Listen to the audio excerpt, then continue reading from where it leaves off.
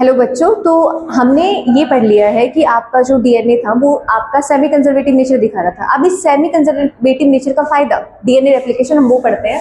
तो अगला हमारा टॉपिक है रेप्लिकेशन, या फिर हम कहेंगे डीएनए रेप्लिकेशन।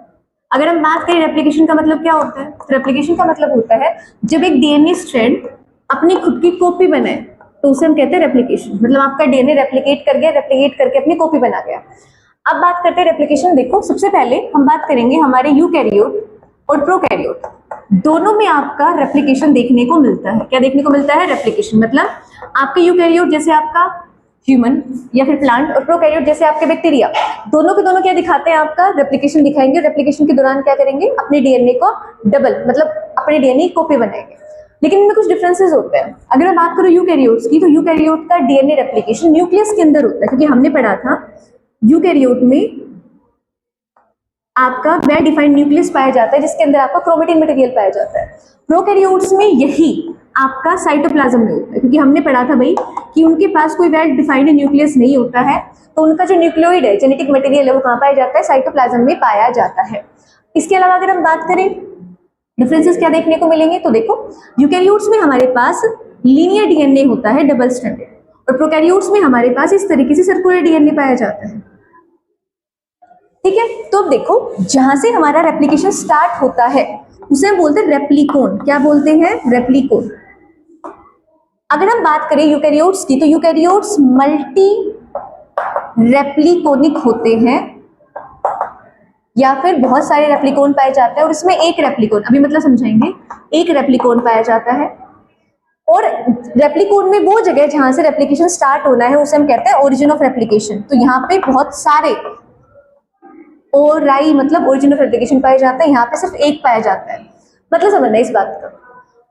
होता ये है बेटा कि अगर हम ह्यूमन के यूकैरियोट के ह्यूमन के अगर हम डीएनए की बात करें तो वो 2.2 मीटर लंबा डीएनए होता है। जब हमारी सेल डिवीजन में नहीं गई होती है तब वो 2.2 मीटर लंबा डीएनए क्रोमेटिन फॉर्म में पड़ा होता है। बाद में तो क्रोमोसोम में कन्वर्ट हो जाता है, लेकिन जब हमारा जो न्यूक्लियस है उसके अंदर आपका 2.2 मीटर लंबा डीएनए पड़ा है। अगर तुम पूरे के पूरे डीएनए को शुरुआत से लेकर एंड तक खोल के उसकी कॉपी बनाने की कोशिश करो तो बेटा ये जो प्रोसेस होती है बहुत एनर्जेटिक हो जाती है। क्या हो जाती है? बहुत एनर्जी। इतनी एनर्जी तो हम खराब नहीं कर सकते, इसलिए जो हमारा ह्यूमन में या फिर हमारे यूकैरियोट में जो डीएनए है वो आपका कैसे रेप्लिकेट होता है? वो आपका पार्ट्स में रेप्लिकेट होता है, इस तरीके से। मतलब मल्टीपल पार्ट्स में आपका जो डीएनए वो रेप्लिकेट कर रहा होता है। तो जो वो एक यूनिट है जिस एरिया में वो रेप्लिकेट कर रहा है उसे हम बोलेंगे रेप्लिकोन। क्या बोलेंगे? रेप्लिकोन। तो अगर हम पूछ ले हमारे 2.2 मीटर लंबे डीएनए में यूकैरियोट में कितने रेप्लिकोन पाए जाते हैं, तो मैनी, बहुत सारे रेप्लिकोन पाए जाते हैं। वो बहुत जगह रेप्लिकेशन करता है। रेप्लिकेशन करने के बाद जो नई स्ट्रैंड बनती है वो एक दूसरे के साथ जुड़ जाती है और आपका एक पूरा का पूरा डीएनए रेप्लिकेट हो जाता है। अगर हम बात करें आपके यूकैरियोट्स की, सॉरी आपके प्रोकैरियोट्स की, तो प्रोकैरियोट्स में हमारे पास सर्कुलर डीएनए पाया जाता है, और एज कंपेरेटिवली टू ह्यूमन ये थोड़ा छोटा होता है। इसमें आपका सर्कुलर डीएनए है तो आपके पास सिर्फ एक ही रेप्लिकोन पाया जाएगा, इस तरीके से। इस रेप्लिकोन में वो एक एरिया, इस रेप्लिकोन में वो एक एरिया जहां से आपका रेप्लिकेशन स्टार्ट होता है उसे बोलेंगे ओरिजिन ऑफ रेप्लिकेशन। तो अगर आपकी प्रोकैरियोट में एक ही रेप्लिकोन पाया जा रहा है तो ओरिजिन ऑफ रेप्लिकेशन कितने पाए जाएंगे? 1। इसमें हमारे पास रेप्लिकोन कितने पाए जा रहे हैं? एक से ज्यादा, बहुत सारे। तो और एक कितने पाए जाएंगे? एक से ज्यादा। फायदा, कोई पूछ ले फायदा क्या है? हमारी जो रेप्लिकेशन है वो एक एनर्जेटिक प्रोसेस है। एनर्जेटिक प्रोसेस है तो क्या होगा? आपको मल्टीपल रेप्लिकोन चलाने पड़ेंगे ताकि थोड़ी एनर्जी क्या हो? कम लगे। दूसरा, टाइमिंग। अगर आप पूरे 2.2 मीटर लंबे डीएनए को एक साथ रेप्लिकेट करो टाइम बहुत लग जाता है। रियलिटी में इस मेथड से आपकी टाइमिंग्स क्या लगती हैं? थोड़ी सी कम लगती है। अब एक बात समझना, बिल्कुल अच्छे से याद रखना, आपका किसी भी सेल का डीएनए रेप्लिकेट तभी करेगा जब वो डिवीजन में होगा। डिवीजन के बाद कोई भी सेल का, मतलब जनरली कोई भी सेल का डीएनए रेप्लिकेट नहीं करता। हालांकि जो आपके यूकैरियोट्स होते हैं उसमें कुछ ऐसे होते हैं एरियाज या फिर कुछ ऐसे ऑर्गेनिज्म होते हैं जिनका डीएनए आपकी रेप्लिकेशन के या फिर सेल डिवीजन के बाद भी रेप्लिकेट कर रहा होता है। लेकिन जनरली हम ये कहेंगे यूकैरियोट्स में जो डीएनए है वो रेप्लिकेट तब करता है जब क्या होता है? आपका सेल डिवीजन। क्या होता है? Cell division. तो अगर आपकी सेल, याद करो सेल साइकिल, 24 आवर्स में ह्यूमन चीक सेल जो है अगर वो किस में गई हुई है? रेप्लिकेशन में गई हुई है, तो हर 24 आवर्स में उसका डीएनए क्या करेगा? रेप्लिकेट। ये बात क्लियर हो गई? तो देखो ये डिफरेंसेस है। अब इनमें से एक सिमिलरिटी है। देखो सिमिलरिटी क्या है? अगर हमारे पास यहाँ ओरिजिन ऑफ रेप्लिकेशन है तो बेटा हमेशा याद रखना ओरिजिन ऑफ रेप्लिकेशन की दोनों साइड रेप्लिकेशन स्टार्ट होता है। तो डायरेक्शन क्या है ओरिजिन ऑफ रेप्लिकेशन से? By directional. तो प्रोकैरियोट में क्या होगा? Replication by directional. कैसा होगा? By direction. इस डायरेक्शन में भी होगा, इस डायरेक्शन में भी होगा। अगर हम बात करते हैं ह्यूमंस की, तो देखो अगर मैं ह्यूमन का ये एक रेप्लिकोन निकाल लेती हूँ तो ये ओरिजिन ऑफ रेप्लिकेशन है। ह्यूमन में भी ये रेप्लिकेशन इधर भी होगा और इधर भी होगा। तो आपका जो रेप्लिकेशन है वो बाई डायरेक्शनल होता है यूकैरियोट्स और प्रोकैरियोट्स दोनों में। और डिफरेंसेस तो बहुत सारे हैं आपके पास। पहला, यूकैरियोट्स में रेप्लिकेशन न्यूक्लियस में, प्रोकैरियोट्स में साइटोप्लाज्म। यूकैरियोट में बहुत सारे रेप्लिकोन पाए जाते हैं, प्रोकैरियोट्स में एक रेप्लिकोन पाया जाता है। यूकैरियोट में आपके ओरिजिन ऑफ रेप्लिकेशन बहुत सारे होते हैं, प्रोकैरियोट्स में ओरिजिन ऑफ रेप्लिकेशन 1 होता है। और अगर हम बात करें प्रोकैरियोट्स में, तो यूकैरियोट्स में तो हम कहेंगे रेप्लिकेशन तब होगा जब सेल डिवीजन में जाएंगे। और प्रोकैरियोट्स अगर हम बैक्टीरिया की बात करें तो बैक्टीरिया में हम कहेंगे कि डीएनए रेप्लिकेशन तब होगा prior to fusion. Prior to fusion मतलब जब आपके बैक्टीरिया को अपने को 2 हिस्सों में तोड़ना होगा, उससे पहले आपका जो बैक्टीरिया है उसका डीएनए किस में जाएगा? रेप्लिकेशन। किस में जाएगा भाई? रेप्लिकेशन। सीधे सीधे क्वेश्चन आते हैं। ह्यूमंस में कैसे, कब होता है? सेल साइकिल के दौरान, सेल डिवीजन के दौरान। और प्रोकैरियोट्स में जस्ट प्रायर, प्रायर मतलब पहले टू फ्यूजन आपका क्या देखा जाता है? आपका रेप्लिकेशन। अब एक बात याद रखना, एनसीईआरटी में जहां डायग्राम्स के नीचे प्रोकैरियोट्स लिखा हुआ है वो बिल्कुल 100% प्रोकैरियोट के लिए है। लेकिन अगर जहां पे डायग्राम में प्रोकैरियोट और यूकैरियोट नहीं लिखा हुआ, जैसे हमारे रेप्लिकेशन के डायग्राम के नीचे कुछ नहीं लिखा हुआ, इसका मतलब मैकेनिज्म दोनों में सेम होता है। प्रोकैरियोट में मैकेनिज्म सेम होगा, यूकैरियोट में मैकेनिज्म सेम होगा। बेटा एंजाइम डिफरेंट होंगे। एंजाइम डिफरेंट होंगे मतलब एंजाइम का टाइप, उनके फंक्शन, उनका अमाउंट बदल जाएगा।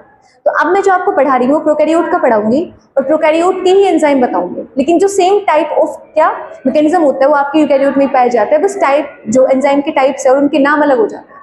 यहाँ पे हम इस चैप्टर में जो जो पढ़ेंगे ना वो सारा प्रोकैरियोट्स के लिए पढ़ेंगे। ह्यूमन हमारे जो उसमें सिलेबस में यूकैरियोट्स है ही नहीं। ठीक है भाई, अब तो शुरू करते हैं रेप्लिकेशन। तो देखो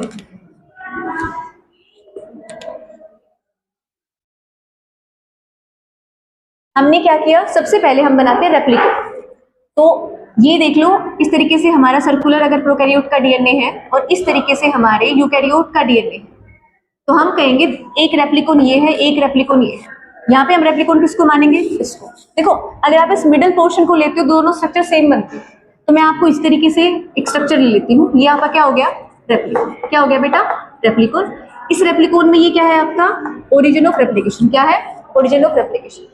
अब जो आपके एनसीईआरटी में डायग्राम है बेटा वो ऐसे दिखा रखा है। हमने क्या करा, हमने सिर्फ इस हिस्से के, हमने कहा रेप्लिकेशन बाय डायरेक्शनल होता है, ओरिजिन से इधर भी स्टार्ट होता है, ओरिजिन से इधर भी स्टार्ट होता है। तो तुम क्या करो, ओरिजिन से इधर का रेप्लिकेशन अगर पढ़ लो तो ओरिजिन से इधर वाला रेप्लिकेशन तुम्हें आराम से समझ आ जाएगा। देखो ओरिजिन से इधर का रेप्लिकेशन आप पढ़ लो तो सेम ही रेप्लिकेशन का टाइप यहाँ चल रहा होता है। तो आपके एनसीईआरटी ने क्या करा, इस डायग्राम को कुछ इस तरीके से बना दिया। क्या बना दिया? इस डायग्राम को कुछ इस तरीके से। ये बात समझ आई? अब देखो आपके एनसीईआरटी में जो ये डायग्राम दे रखा है ना, ये डायग्राम रियलिटी में क्या है? ओरिजिन ऑफ रेप्लिकेशन है। उसका ये आधा हिस्सा है, इसको उल्टा करके बना रखा है। अगर मैं इस डायग्राम को, एनसीईआरटी वाले डायग्राम को पूरा करूं तो यहाँ पे क्या होगा? Origin of replication. और ये डायग्राम किस तरीके से बढ़ेगा? इस तरीके से। तो हम पढ़ क्या रहे हैं? खाली ये वाला एरिया, इसमें जहां से ये खुलता जाता है ना ऊपर की तरफ, इसे हम कहते हैं रेप्लिकेशन फोर्क। क्या कहते हैं? रेप्लिकेशन। तो जो अब हम पढ़ने वाले हैं फिर से समझो, ये आपका क्या है? रेप्लिकोन। यहाँ पे भी ये क्या है आपका? रेप्लिकोन। रेप्लिकोन को हमने उठाया, देखो उठा लिया। ये ओरिजिन ऑफ रेप्लिकेशन है। एनसीईआरटी डायग्राम कैसे बना रही है?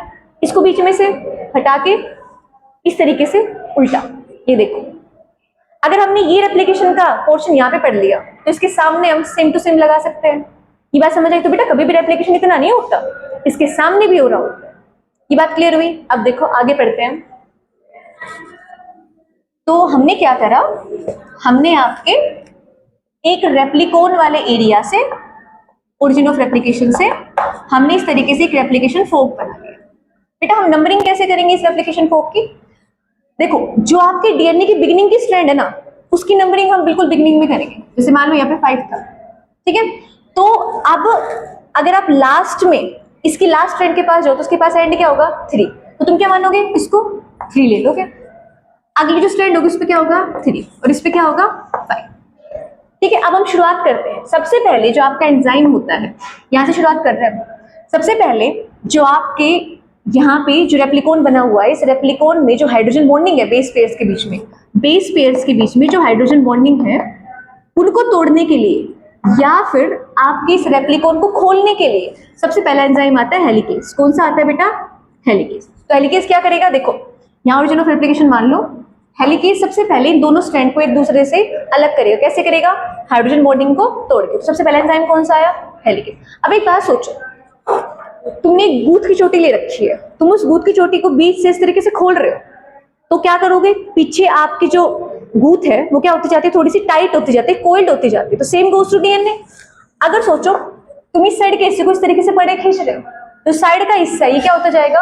कोइल्ड होता जाएगा। इसे बोलते हैं सुपर कोइलिंग। क्या बोलते हैं? Super coiling. तो दूसरा जो एंजाइम होता है वो सुपर कोइलिंग को रिलैक्स करने आता है, जिसका नाम होता है बेटा टोपियो आइसोमरेज। क्या होता है? टोपियो आइसोमरेज। देखो तैयार तो किया जाएगा ना डीएनए को, रेप्लिकेशन एकदम से तो नहीं जाएगा। सबसे पहले क्या हुआ? रेप्लिकोन के स्ट्रैंड्स को एक दूसरे से अलग करा गया। एंजाइम कौन सा आया? हेलिकेज। कौन सी बॉन्डिंग तोड़ी? हाइड्रोजन। उसके बाद जैसे ही आपने रेप्लिकोन को ऐसे खींचा बीच में से, उसके बॉन्ड तोड़े, तो साइड से क्या हो जाएगी? आपके ऊपर वाले हिस्से में क्या हो जाएगी? डीएनए में सुपर कोइलिंग। सुपर कोइलिंग को रिलैक्स करने के लिए कौन आता है? टोपियो आइसोमरेज। कौन आता है? टोपियो आइसोमरेज। अब आता है हमारे पास थर्ड और सबसे मेन एंजाइम डीएनए पॉलीमरेज। कौन सा आता है? DNA polymerase. बेटा अब डीएनए पॉलीमरेज के बारे में हम कुछ चीजें पढ़ते हैं। सबसे पहले डीएनए पॉलीमरेज क्या करता है? वो आपके जो न्यूक्लियोटाइड्स है उनको जोड़ने में हेल्प करता है। देखो कैसे करेगा। सबसे पहले हम डीएनए पॉलीमरेज के बारे में पढ़ते हैं। तो जो डीएनए पॉलीमरेज होता है बेटा, डीएनए पॉलीमरेज एक एंजाइम है। क्या है? एंजाइम। इस एंजाइम के सबस्ट्रेट होते हैं हमारे पास। सबस्ट्रेट मतलब जिन्हें ये एंजाइम जोड़ेगा, और वो होते हैं आपकी डीऑक्सी राइबो न्यूक्लियोसाइड ट्राइफॉस्फेट। मतलब समझो इस बात का, डीऑक्सी राइबो न्यूक्लियोसाइड बना लो, राइबो शुगर बेस H क्या बन गया? डीऑक्सी राइबो न्यूक्लियोसाइड बन गया। ट्राइफॉस्फेट, हमें पता है एक फॉस्फेट तो होता ही है जब न्यूक्लियोटाइड बनती है, बाकी ये लो 2 फॉस्फेट और लगा लो, तो डीऑक्सी राइबो न्यूक्लियोसाइड ट्राइफॉस्फेट। ये बात समझ रहे हैं? क्या क्या हो गया? Deoxy ribo nucleoside triphosphate. आपका जो एंजाइम है डीएनए पॉलीमरेज, ये क्या करता है? ये है आपका एक डीऑक्सी राइबो न्यूक्लियोसाइड ट्राइफॉस्फेट। इसके सामने आएगा दूसरा डीऑक्सी राइबो न्यूक्लियोसाइड ट्राइफॉस्फेट। होगा ये, जैसे सेकंड वाला आएगा ये क्या करेगा? ये फॉस्फेट और दूसरे वाले का फॉस्फेट क्या करेगा? बॉन्डिंग बना लेगा।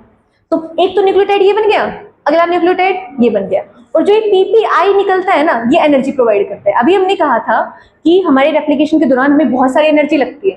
अब ऐसे तो होगा नहीं कि हम अलग से मशीन लगा लेंगे और एनर्जी जनरेट करने लग जाएंगे। कुछ ना कुछ हमारी रिएक्शन भी होगा ना जो एनर्जी प्रोवाइड कर रहा होगा। तो एनर्जी प्रोवाइड कौन करता है? Deoxy ribo nucleoside triphosphate. इसके बारे में 2 चीजें लिखी हुई है। ये एज अ सबस्ट्रेट मतलब एज अ न्यूक्लियोटाइड भी काम करेगा, दूसरा ये क्या काम करेगा? एनर्जी प्रोवाइड करेगा। कैसे कर रहा होगा? ये एक डीऑक्सीराइबोन्यूक्लियोसाइड ट्राइफॉस्फेट है, इसके सामने दूसरा आके लगेगा, या फिर ऐसे करो इसके नीचे दूसरा आके लगेगा। जैसे नीचे आके दूसरा लगेगा, जो एक्स्ट्रा पीपी है, पीपीआई लिख देंगे हमें। पीपीआई का मतलब होता है, यहाँ पे आई का मतलब होता है एक, तुम और भी लगा सकते हो 2 3 4 5। तो जो एक्स्ट्रा पीपीआई है वो तो क्या प्रोवाइड करेंगी? एनर्जी। और रियल में ये एक पी इस साइड के साथ जुड़ के क्या बन जाएगा? टाइड। क्या बन जाएगा? टाइड। तो देखो डीएनए से अगर डीएनए बना रहे हो तो जोड़ोगे क्या डीएनए बनाने के लिए? न्यूक्लियोटाइड ही तो जोड़ोगे, कुछ प्रोटीन थोड़ा ना जोड़ने वाले हो, अमीनो एसिड थोड़ा ना जोड़ने वाले हो। तो देखो एक न्यूक्लियोटाइड, दूसरा न्यूक्लियोटाइड, तीसरा, चौथा। हर न्यूक्लियोटाइड किस फॉर्म में जुड़ते हैं? डीऑक्सीराइबो न्यूक्लियोसाइड ट्राइफॉस्फेट की फॉर्म में। 2 फायदे, न्यूक्लियोटाइड का न्यूक्लियोटाइड मिल जाता है और एनर्जी की एनर्जी। मतलब यहाँ पे जो बॉन्डिंग बनती है ना, जो एक न्यूक्लियोटाइड और दूसरे न्यूक्लियोटाइड के बीच में बॉन्डिंग बनती है ना, उसके लिए हमें क्या चाहिए होती है? एनर्जी। कौन प्रोवाइड कर रहा होता है? Deoxyribo nucleoside triphosphate. 2 पर्पस सर्व करता है। पहला पर्पस क्या होगा आपका? एज ए न्यूक्लियोटाइड काम करेगा। दूसरा पर्पस एनर्जी। ये बात समझ आई? तो देखो डीएनए पॉलीमरेज के बारे में एक तो बात पढ़ ली हमने कि भाई एक बढ़िया सा एंजाइम है, न्यूक्लियोटाइड को जोड़ने की कोशिश करता है, और इस रिएक्शन में इसके सबस्ट्रेट क्या है? डीऑक्सीराइबो न्यूक्लियोसाइड ट्राइफॉस्फेट, ये इसका सबस्ट्रेट है। पहली बात पता चली। दूसरी बात देखते हैं इसके बारे में। ये बोलता है कि देखो मैं काम तो कर दूंगा, आराम से कर दूंगा, पर मैं कभी भी रिएक्शन को या फिर किसी भी चीज को इनिशिएट नहीं करवा सकता। मतलब तुम ये मत सोचना कि मैं आपके जो डीएनए से सामने जो डीएनए बनने वाला है उसको इनिशिएट करा दूंगा। मुझे आपको एक प्राइमर देना पड़ेगा। क्या देना पड़ेगा? प्राइमर। प्राइमर का मतलब एक शॉर्ट स्ट्रैंड ऑफ न्यूक्लियोटाइड, एक शॉर्ट स्ट्रैंड ऑफ न्यूक्लियोटाइड जो कि आपका आरएनए पॉलीमरेज बनाता है। कौन बनाता है? RNA polymerase. मेरी बात समझना मैं क्या कह रही हूं।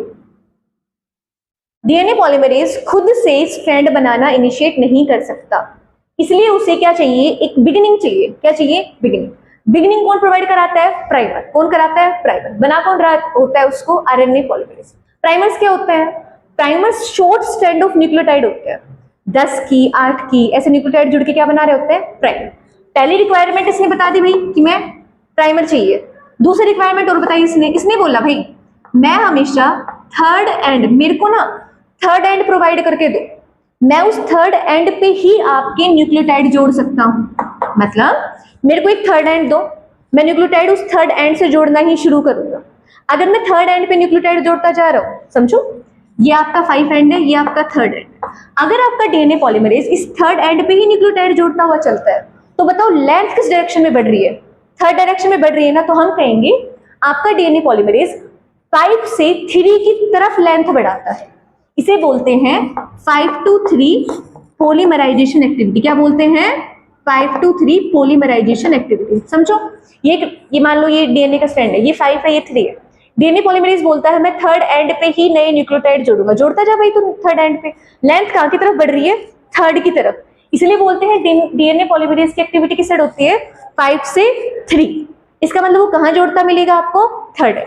तो देखो सबसे पहले हमारा एंजाइम था हेलिकेज। हेलिकेज ने क्या करा? जब आप अपना रेप्लिकोन ले रहे हो तो रेप्लिकोन की दोनों स्ट्रैंड को अलग भी तो करना पड़ेगा। कौन आएगा? हेलिकेज। बेटा ये एंजाइम मैं किसके बता रही हूँ? प्रोकैरियोट के। किसके बता रही हूँ? प्रोकैरियोट। यूकैरियोट के एंजाइम अलग होते हैं, काम सेम करते हैं, एंजाइम क्या होते हैं? अलग। पहला एंजाइम आया हेलिकेज, कौन सी बॉन्डिंग तोड़ी? हाइड्रोजन। फायदा क्या हुआ? दोनों डीएनए के स्ट्रैंड अलग अलग हो गए। अब जैसे ये अलग हुए, इनके बाकी बचे हुए डीएनए पे, चाहे वो इधर मान लो चाहे इधर मान लो, क्या आई? Super coiling. सुपर कोइलिंग को तोड़ने का काम कौन करता है? रिलैक्स करने का काम कौन करता है बेटा? आपका topoisomerase. Third enzyme, main enzyme कौन सा है आपका? DNA polymerase. क्या काम करता है? पॉलीमराइजेशन, न्यूक्लियोटाइड को जोड़ता है। जोड़ने के लिए सबस्ट्रेट कौन चाहिए होता है? डीऑक्सीराइबोन्यूक्लियोसाइड ट्राइफॉस्फेट। दो तरह से काम करता है ये, एज ए सबस्ट्रेट और एज अ एनर्जी प्रोवाइडर कर देगा। उसके बाद डीएनए पॉलीमरेज की दो जरूरतें। पहला, मैं खुद से शुरू नहीं कर सकता, मुझे क्या चाहिए? प्राइमर। प्राइमर क्या होता है? Short strand of nucleotide. तुम बना लो लैब में, अगर तुम लैब में कोई काम कर रहे हो तो, नहीं तो आपकी बॉडी तो देखो बॉडी बनाएगी ही अगर बॉडी के अंदर कोई काम हो रहा है। दूसरा, वो कहता है मैं कौन सा एंड पे जोड़ूंगा? थर्ड। तो मेरे को कौन सा एंड प्रोवाइड करवा के दो? थर्ड। तो लेंथ किस साइड बढ़ाऊंगा मैं? 5 to 3। तो किस साइड पॉलीमराइजेशन? 5 to 3 होगी। अब एक लॉजिक लगाना, वैसे अगर इसकी कहानी है कि भाई मैं तो थर्ड एंड पे जोड़ूंगा, तो बेटा इसका थर्ड एंड तो ये है और इस थर्ड एंड के आगे तो अगला डीएनए भी है, तो कैसे जोड़ पाएगा? सोचो, उधर का थर्ड एंड वो है, कैसे जोड़ पाएगा? तो समझो इसीलिए चाहिए होता है हमें प्राइमर। क्या चाहिए होता है? प्राइमर। प्राइमर बेटा आपका अगर ये थर्ड एंड है तो प्राइमर की ये एंड होगी 5 और ये एंड होगी 3। तो हम क्या करेंगे? सबसे पहले आपके डीएनए को एक प्राइमर प्रोवाइड करेंगे। जो 5 से 3 वाली स्ट्रैंड होती है इसको भी क्या प्रोवाइड करेंगे? प्राइमर। 5 से 3 इधर वाली स्ट्रैंड को भी क्या प्रोवाइड करेंगे? देखो ये वाला जो पार्ट है ये अभी भी कोइल्ड है, खुला नहीं है, तो प्राइमर कहाँ के लगेगा? यहाँ लग गया भाई 5 से 3 प्राइमर। पहली जरूरत पूरी। दूसरी जरूरत थर्ड एंड, मिल गया भाई थर्ड एंड इसको, तो डीएनए पॉलीमरेज आएगा और क्या करेगा? इस डायरेक्शन में डीएनए सिंथेसिस करना शुरू कर देगा। अब मुझे एक बात बताओ, इतने हिस्से से तुम्हें पता चल पा रहा है कि यहाँ पे किस स्ट्रैंड के सामने कंटिन्यूस साइकिल चल रही है, मतलब कंटिन्यूस चल रहा है, और किसके सामने डिसकंटिन्यूस चल रहा है? यहां से तो नहीं पता चल पा रहा ना। देखो ये प्राइमर है, जोड़ दिया थर्ड एंड पे, ये प्राइमर है, थर्ड एंड पे जोड़ दिया, तो यहां से तो पता नहीं चला हमें कि कंटिन्यूस चल रहा है डिसकंटिन्यूस। आगे देखो तुमने क्या करा, यहां वाले एरिया को जो ये अभी आपका बंद था इसको भी खोल दिया, मतलब तुमने अपना फोक बढ़ा दिया इस तरीके से। ये लो अपना फोक बढ़ा दिया। अब एक बात सोचना, इसे क्या मिला हुआ है? इसे तो थर्ड एंड मिला हुआ है। डीएनए पॉलीमरेज आगे जाता जाएगा जाता जाएगा जाता जाएगा जाता जाएगा, बढ़ाता जाएगा।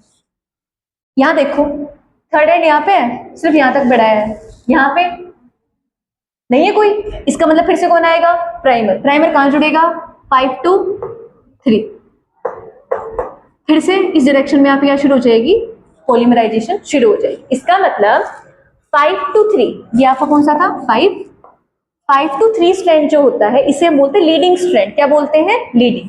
लीडिंग मतलब एक ऐसी स्ट्रैंड जिसपे जब आपका रेप्लिकेशन हो रहा हो या फिर जिसपे आपका डीएनए पॉलीमरेज लगातार काम करता हुआ जाएगा और सीधी लंबी स्ट्रैंड बना देगा, कौन सी स्ट्रैंड बोलेंगे, लीडिंग। और जिसके अंदर बार बार प्राइमर की जरूरत पड़ेगी उसे बोलते हैं लैगिंग स्ट्रैंड। क्या बोलते हैं, लैगिंग। देखो ये लीडिंग स्ट्रैंड हो गई, ये कौन सी स्ट्रैंड हो गई, लैगिंग स्ट्रैंड। तो 5 to 3 क्या कहलाएगी, लीडिंग स्ट्रैंड। 3 to 5 क्या कहलाएगी, लैगिंग स्ट्रैंड। ये जो डीएनए के छोटे छोटे टुकड़े बन रहे हैं ना बेटा, इस लैगिंग स्ट्रैंड पे इसे हम बोलेंगे ओकाजाकी फ्रेगमेंट्स। क्या बोलेंगे बेटा, ओकाजाकी फ्रेगमेंट्स। कोई नहीं, मैं एक बार रिपीट करूंगी, टेंशन मत लो।